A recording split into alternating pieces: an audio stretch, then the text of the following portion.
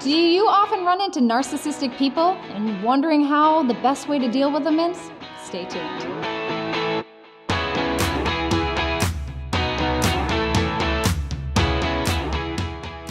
Hey Rebels, welcome back to another Mind Right Monday, where in 5 minutes or less, we're going to give you some tips and tools on how you can shift your mindset into better alignment with who you desire to be.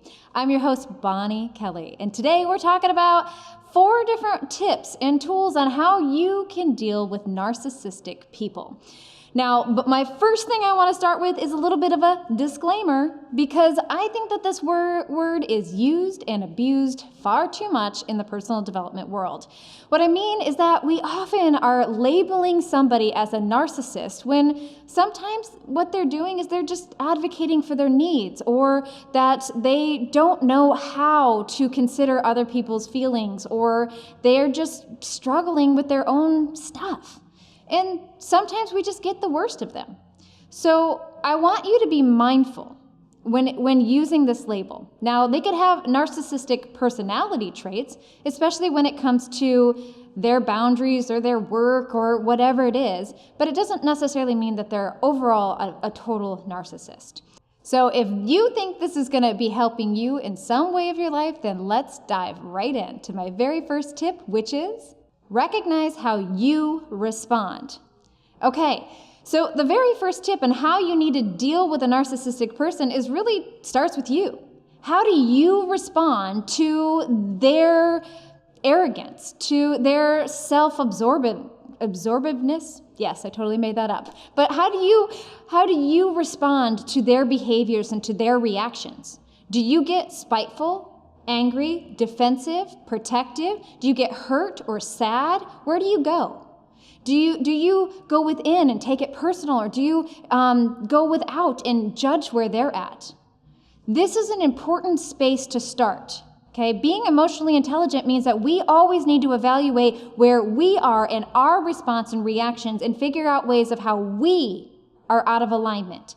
Because when we start there, we can shift our attitude, shift our responses, so we can then have a better opportunity to get through to them, or to engage with them, or to communicate with them, rather than having their defenses up matched to our defenses and seeing which one is going to win.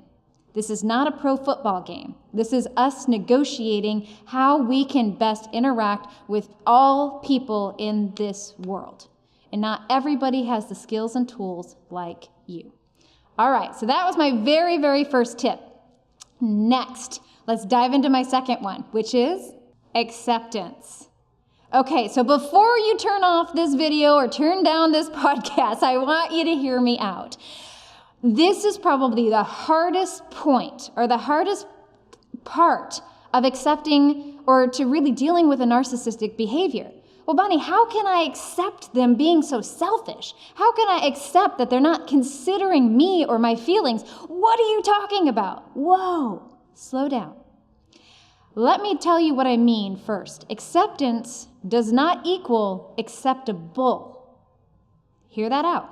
Accepting does not equal acceptable. You can accept that this person is a narcissist and not make their behavior acceptable. You can still hold them accountable. You can still set boundaries. You can still advocate for your needs. You can still change the dynamic. But without accepting what you're dealing with, you're going to live in this fantasy of what it could be, and it will often trigger your defense mechanism. So without accepting and recognizing that this is who this person is, that this is how they're going to engage, you're never going to be able to change the way that you engage with them. We have to get out of the judgment, out of the frustration, out of the anger, out of what we think they should be doing or how they should act or how they should behave, and get into accepting that this is who they are. And from there, now you have the opportunity to change how you interact with them. You see, we can't change that they're a narcissist, but we can change how they affect you, how they impact you, and how you react and respond to them. Can't control them, but we can control us. All right, you get where I'm going? All right, now let's get into the third one, which is Take emotional responsibility. Okay, yes, I know my tips with dealing with this narcissist are all about you. Yes, they are about you. And that doesn't make you a narcissist, but what it is, it means that we need to take responsibility, because the reality is, again, I can't change them, but I can change how they affect me. Okay, you're going to deal with jerky people throughout your entire life. You're going to deal with people who are selfish or arrogant or just downright rude or frustrating. And you can allow their behavior to get under your skin, or you can allow yourself to put up a force field and recognize that nobody can enter without your permission. This is my emotional bubble.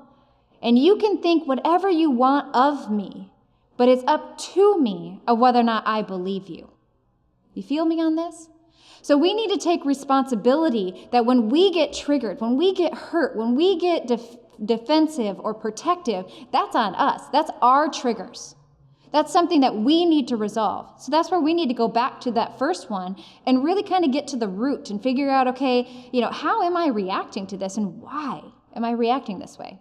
From there, we can go back to accepting them for where they're at.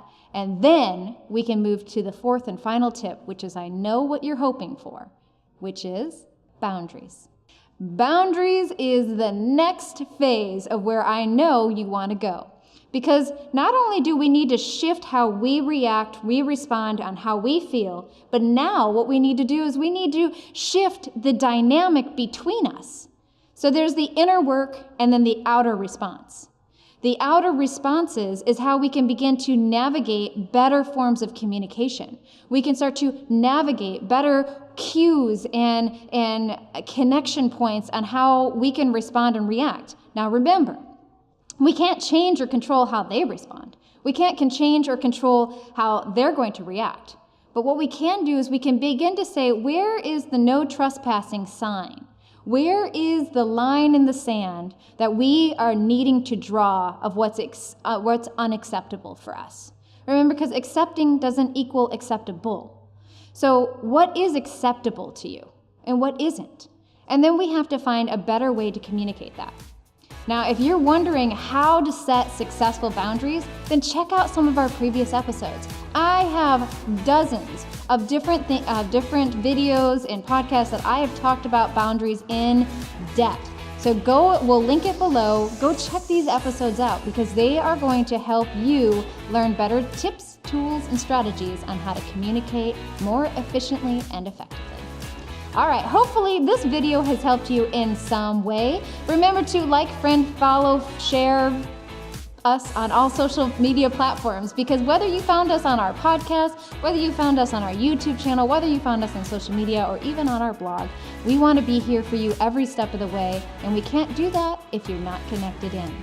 So hopefully, again, this has helped. Make sure to share it with somebody who you know could really use to shift in their mindset as well. And until next time, I'm Bonnie Keller.